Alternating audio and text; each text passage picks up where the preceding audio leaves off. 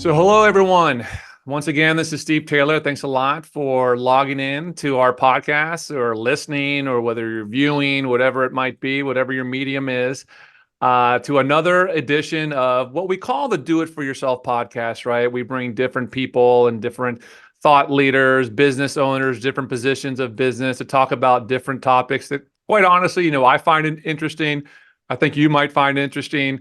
And so that's what we're about. And so today, I really have a good longtime friend, and we're going to talk about a topic that he is the guru in. Has been doing it for so long, makes it about himself.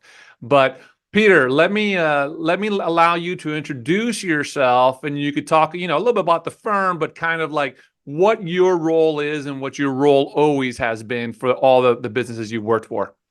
Thank you, Steve. I really appreciate the opportunity. My name is Peter C. Layton. And for about 22 years in the South Florida region, I have been what I call a professional connector. And in the role that I have at Palermo, Lamson, and Ross CPAs, I'm the business developer. And what I'm learning over time with maturity is that there's a very distinct role between sales, marketing, and business developers. And I believe that a lot of business owners are starting to recognize that. Now, in my experience, my whole career has been about adult development. I worked in higher education for 12 years, worked with college students, community development, leadership programming. My master's degree is in leadership programming. I then went in and worked with the seniors in senior care, both in assisted living and private care. And my goal along that journey was to have worked with 17-year-olds, and my oldest I've ever worked with is 109 when he passed away, Dr. Lewis Stein, God bless his soul. I worked with 18 Holocaust survivors, God bless their souls. It was an incredible experience. I worked for the most renowned Holocaust survivor in the world, besides Elie Wiesel. Rudolph Tesler was a personal friend of his. And Rudolph owned 191 assisted living facilities in the United States. He was my boss. He also wrote a book called A Letter to My Children from Auschwitz, a story of hope.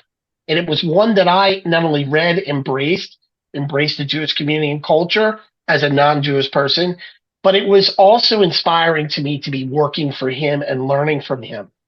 After he decided to part ways with that in Florida, I went into private care sales, helping again adult development of the sandwich generation issues for the adult children, very important to pay attention to, the hospice care, the palliative care, and of course the help with the ADLs in comfort care, if you will, aging in place with success. And then I went into a law firm, and that law firm, Trusted Estates firm in Miami, they took a chance of allowing me to create the position of business developer. And I did it for 7 years, and I kicked butt in that position, brought in a lot of business as a non-lawyer, met a lot of really cool lawyers and a lot of cool professionals and business owners. And we were doing their estate planning. We were helping them with trust, the proactive and the reactive on the litigation side. And then finally, after that journey kind of culminated, I took my success in business development to Palermo, Lamson, and Ross CPAs, and I'm continuing my journey of adult development. So that's been the core of my career, and it's exciting because I get to connect people for the right reasons to make more money. Yeah, if you're out there networking in South Florida, if you haven't heard of Peter C. Layton, if you don't know Peter C., you're darn sure probably one of the people you're talking to knows Peter C., and you've kind of created that presence for yourself. So, Peter, I want to dive into this, man, because it's really interesting. You and I have talked about this a lot over the years, and I think, as I've told you, I've come fresh off. I had a period where I was with a networking group, the most well-known, group out there, BNI. We've gone through it. You and I had been talking about it for many years. I had tried different things. I tried this. It went through a year. I learned a really lot for it. So let me start this. Let me cue this up and let me ask a question for you, right? And we'll kind of focus in, maybe we'll start off with these networking groups like a BNI or the other ones that are out there, and then maybe kind of networking in general, right? Yep. So from all your experience and everything that you've done, right, for people that Mm. enter into these networking groups, the ones that are the most successful at it, and for this purposes, we'll define success as Sure. business development, dollars, Yep. right? Getting Absolutely. dollars. What do you feel are the characteristics of those kind of people when they jump into it, the ones that do the best? What do they do, and how do they make it work so well? Any one of these networking groups, BNI, Prime, Provisors, that's kind of the new handy in South Florida, if you will. They have to go in with a mindset of being a giver and practicing unconditional giving to make relationships go forward. I talk about it all the time, both with seasoned networkers, connectors, business developers, as well as new ones. And I say the triple A's. I've always believed this. In these relationships, you have got to be appreciative of the other person in front of you at all times, learning about their business, learning about their niches, and learning who they want to meet as they farm, not hunt, to develop seeding, culturing, networking, cultivating, and finally growing roots to new clients. And then the other part is, articulation and authentic. You've got to be articulate and authentic, telling your story, telling the why behind what you do, your passions. And finally, keep it active.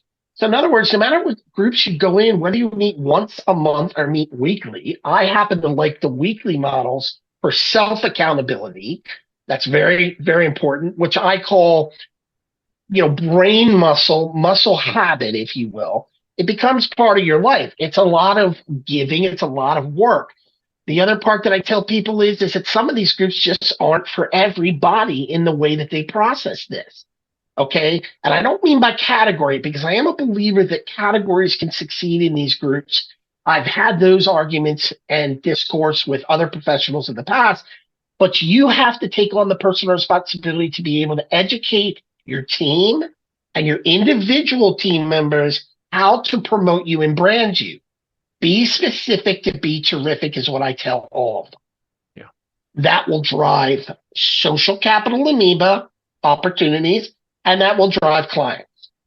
So Peter, I love it. I want to unpack that, and I want to kind of go through it. And because I went through this, I became the educational chair. I listened to a lot of Meisner's thoughts on things, and I think a lot of it makes a lot of sense, right? And the stuff they put in there, be specific, be authentic, show up, be committed. And now there's this challenge of giver's gain, where if you give, it will come back. So what's wonderful is that BNI, really, they go in and they track it, right? They track how many referrals you give, how many referrals you get. And so I've looked back and I look at myself, and I'm always trying to be self-accountable. Like, what am I doing good? What am I doing wrong? Right? So I went through 1 year of BNI, right? And I had my numbers, right? And my number said 62 referrals given, 4 received, right? And when I see that, it stands out, right? Like this concept of giver's gain, that you give, it will automatically come back. So I guess I'll put it to you, and then I'll share a lot of my thoughts on this, right? It has to be a certain kind of giving, I guess, right? Or I strongly believe that how you give and the expectation of receiving back, because I had my personal experience, and then I've done a lot of internal accounting, as you know, with all my other relationships. It just seems it's extraordinary the amount of referrals that go out to the amount that come back. And so I question myself, like, am I giving off some aura that I don't want referrals, whatever Right. it might be? So I want to get, your thoughts on that. Like my experience has been, I've gone in, I've given, I've committed, but it just doesn't come back. And I have some thoughts, but I wasn't sure why. Okay. Let me start off by saying this. Did you break even or better? Break even, how so? With your dues and your time. Yes, I got one client out of it. Okay, fair enough. So here's what I'm going to say. Everybody has different expectations for BNI going in. BNI and some of these other groups that function like them are something you've got to keep an open architecture in your brain at all times. Meaning, you're going to learn the system. The system is going to become habit. But in the ability to gain, you have to also define it, right? You got to operationally define it, right? So you got to say to yourself, am I in this to gain social capital brand awareness? Really strategically looking for other sources and pipelines, professionals and COIs? Or am I looking at this that I am just going to go in to gain clients to make money? I have always been under the ideal in these groups for over 18 years between my time in BNI Miami and now my exciting time in BNI Broward afresh. I have always said you got to be patient and stay focused and you got to play the long game. Now, I will also tell you that the reason the metrics are presented is more for accountability to self rather than to others. Okay. It's never a perfect situation. It's self-reported. The data comes in. You try to do the best to follow up with not only who gives out, but who's giving in. Now, when you look at clients, we have to also define that, right? Because let's take the real estate broker, and the real estate broker gets a $11 million house. Did the real estate broker make $11 million? No. Did the financial planner that gained the client worth $5 million, did the financial planner make $5 million? No. But you've got to be realistic about the type of business you have and what you get. Now, I will also tell you, categories that involve estates, trusts, financial planning, they take a little longer. It's your money. It's trust. It's talking about things like death and planning and estates and trust and eventually avoiding things like probate, which sucks. Okay. The point we're driving at here is you really have got to be willing to stay in there and work at it and grind. And some categories, like your plumber, is going to get a call tomorrow because somebody's toilet's going to go nuts. All right. So it really becomes how much are you willing to be the farmer and how long are you willing to farm?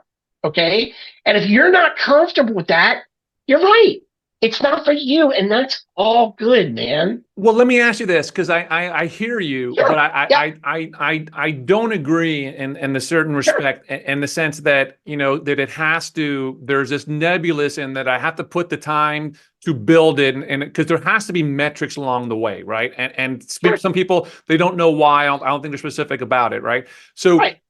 but when you go, you go in there and, you're trying, there's different ways. If you want to raise brand awareness, how do you measure that, right? So I would think, number one, to be brand awareness, that people are connecting to other people, to get to know them, to get your message out there, right? If it's not coming through referrals, once again, like you said, it doesn't have to necessarily be that someone's referring me an exact client, but refer me to somebody, like you're the king of this.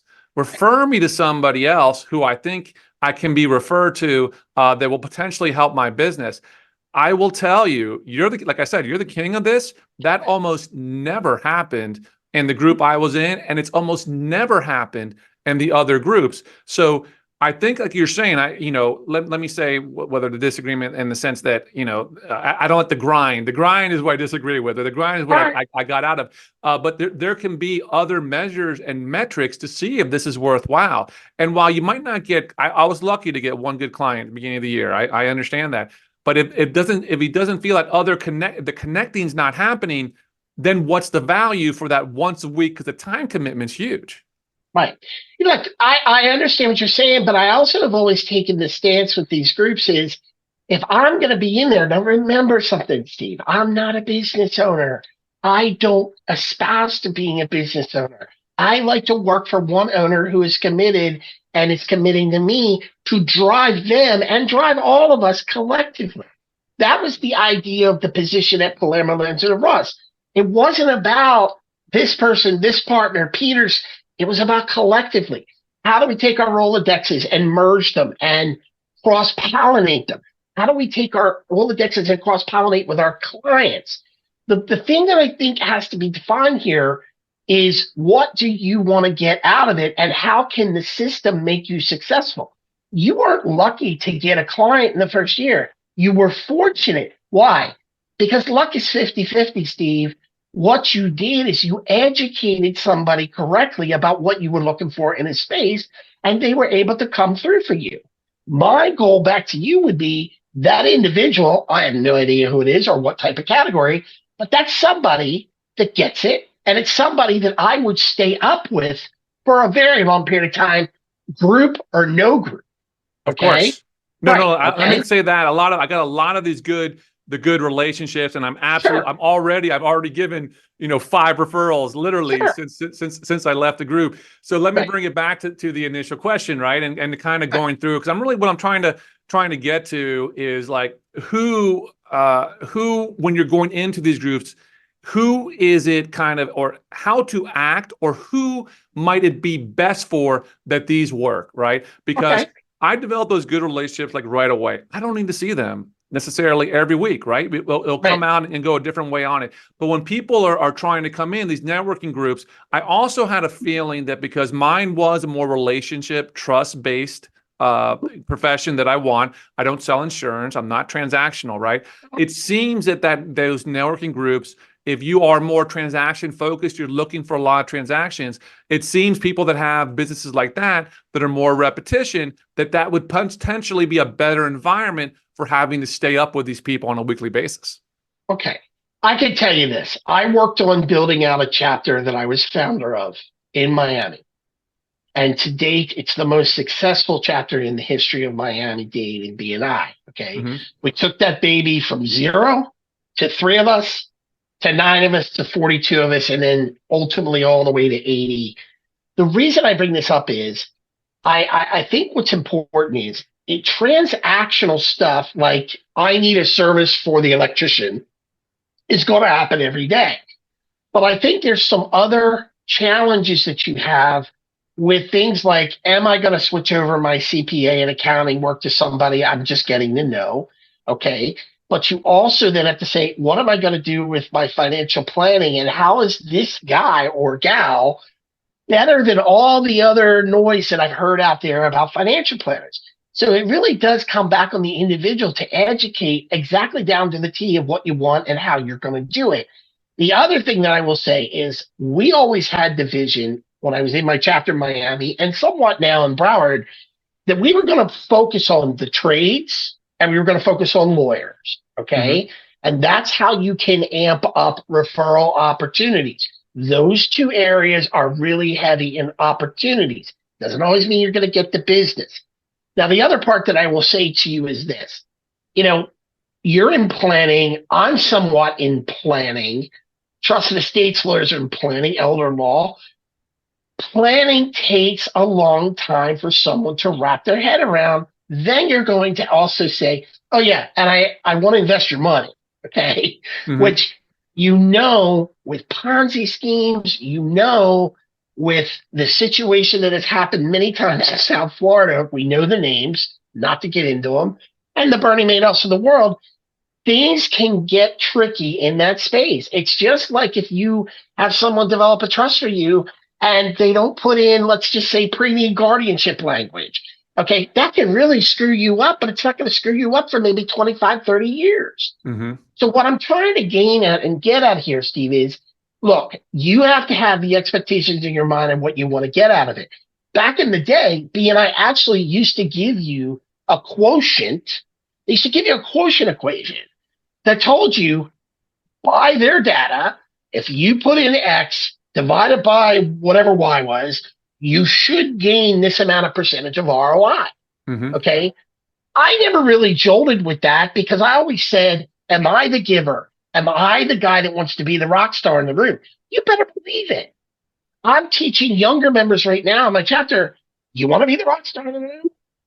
Give, share unconditionally, invite people to events you go to, bring a freaking visitor to say hi, not to join, to meet the people.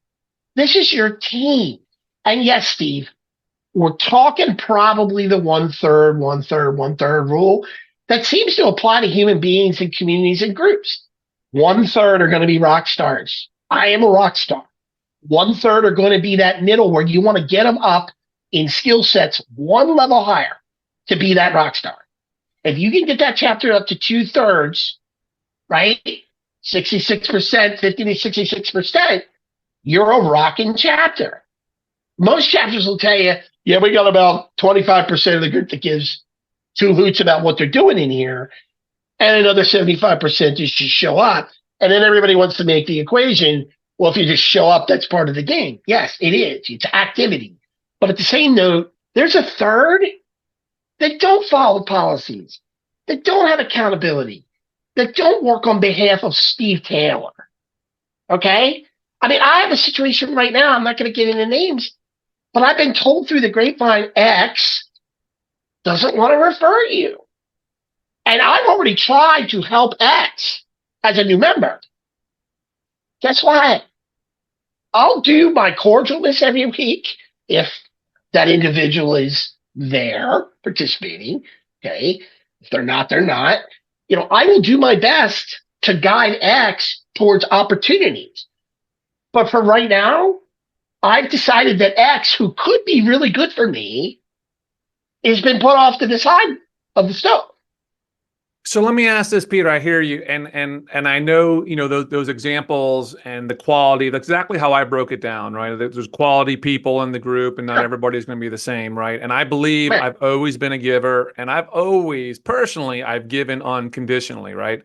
But in that environment, we're supposed to come back at what level when the numbers are so dramatically tilted, right? Mm-hmm. And listen, let me take your point of view, and maybe I stayed in there for a year. Maybe I left too early, right? Let's say that. Let's assume I left too early.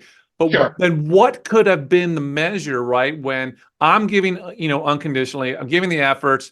The equation is not coming. What metric do I measure to say, well, okay, maybe this is just either the wrong group of people, or I'm doing it the wrong way, because I don't believe at some point that it's just you can do better, right? It might be a different place. What kind of metrics should somebody in that situation where they think they're giving a lot more and it's not coming back in an equal way, in a way that they've expected, a way that they would ask for, right? What would they do? And listen, we could parlay this, that maybe it's not a networking group, maybe taking it over to networking in general, right? To going out there and making those direct relationships. When someone feels that they're giving more, then givers gain, they're giving unconditionally, and it's just not coming back, what do they do? What do you recommend? Listen, I think that everybody ebbs and flows to some extent. I think over my time in these groups, because it is my full-time job, remember this, yes, I get the ability to help people and connect people for the right reasons every single day. It's a beautiful thing. It feels good to give. I think what you've got to say to yourself is, if the metrics is going to be money, let it be money. But it has to be, Peter. Let me say first, it has to be, right? Well, give me an example of somebody that would go to a networking group like that for a business owner, and that it doesn't have to be the only metric, but it has to be a major metric. Yes. And my point to you is, as I said earlier, is unconditional giving and sharing comes in many, many different forms, not just clients, right? If I tell you that PLR wants to meet business corporate lawyers who do structuring transactional, that's what I want to meet. If I go further and tell you specifically, I want to meet the Continental Law Group in Coral Gables right now, that's what I need. Okay. I need a warm introduction. So what I'm coming back to is, I have heard many of BNI members say to me, I'm not overall worried about the money gain in here. I'm in here because I have developed a set of resources strategically that I trust, so that when my clients are in a jam, I know I trust X plumber, I trust X financial advisor, I trust X attorney in litigation for commercial litigation, because I'm learning every week another layer about them. So that has been their guide, if you will.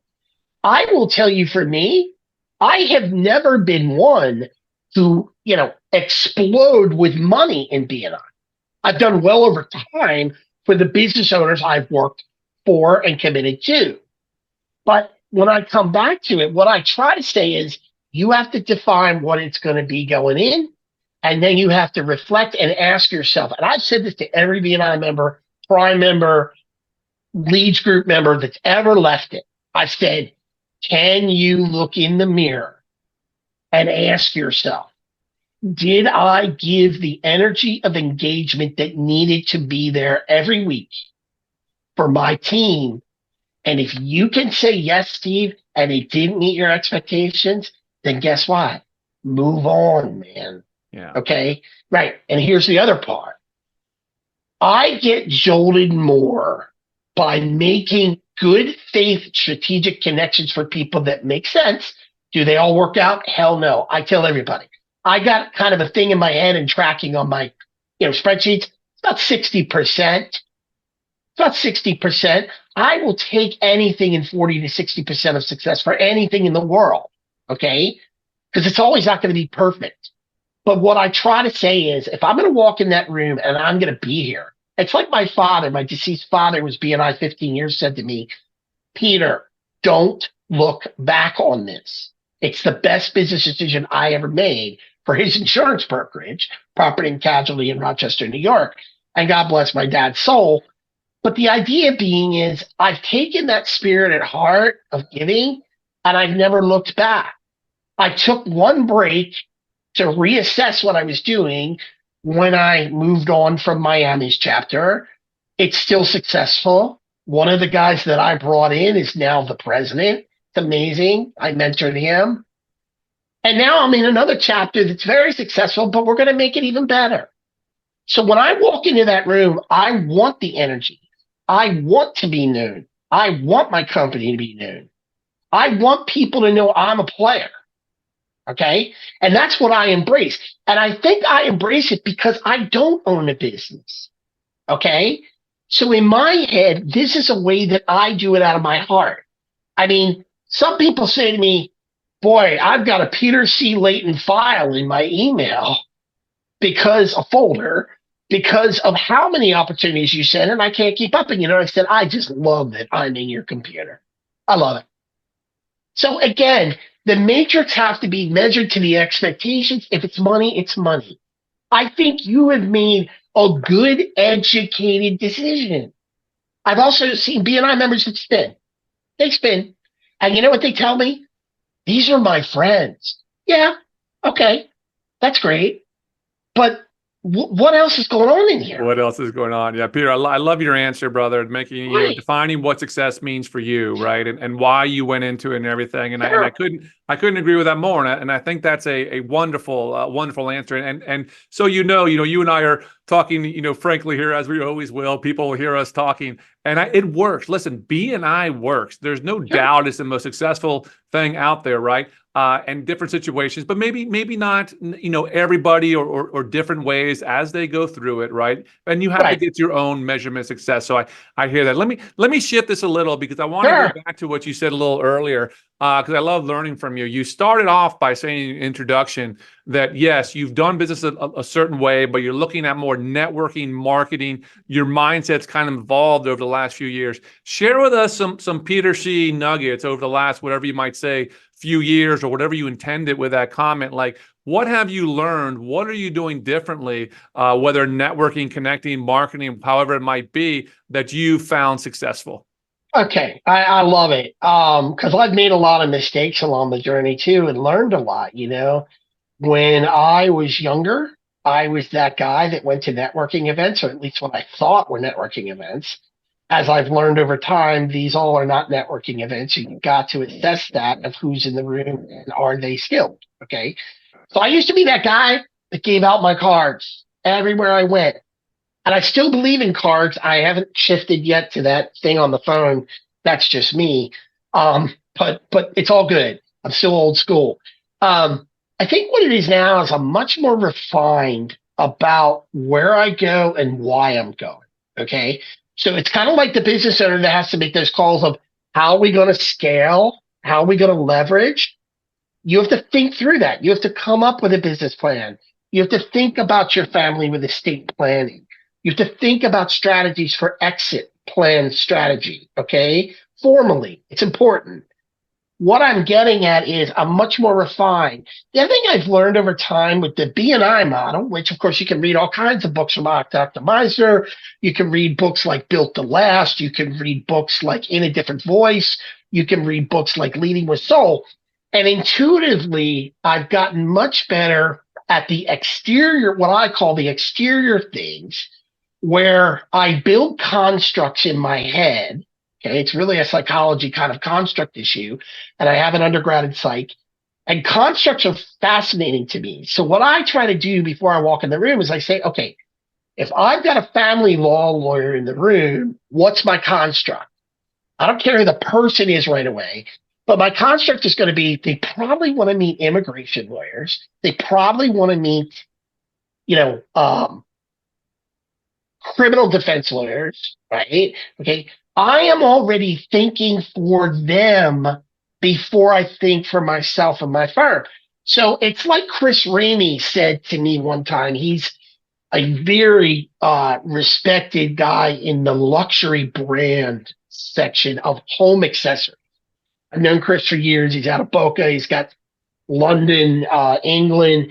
And Chris said to me, Peter, the thing that's unique about you, and again, this is a way to think, is to say, you are seeing opportunities for that business owner before that business owner's board of directors is even imagining them. Okay. So, in other words, I always say, imagine if you walked into a room and your business is there and 40 people around the room, again, ideally, are thinking about you and your next potential move to gain clients, gain brand awareness, ultimately gain more money and scale and growth. And I've learned that these constructs are important for anybody doing networking. How do you come up with the idea that the plumber, you can make assumptions about what types of trades he or she wants to meet, but you could be wrong on some of them. And I have began to refine every business and perception that I have gotten through being educated about the fascinating way that people make money, which is also something that's really exciting to me the more I'm out there.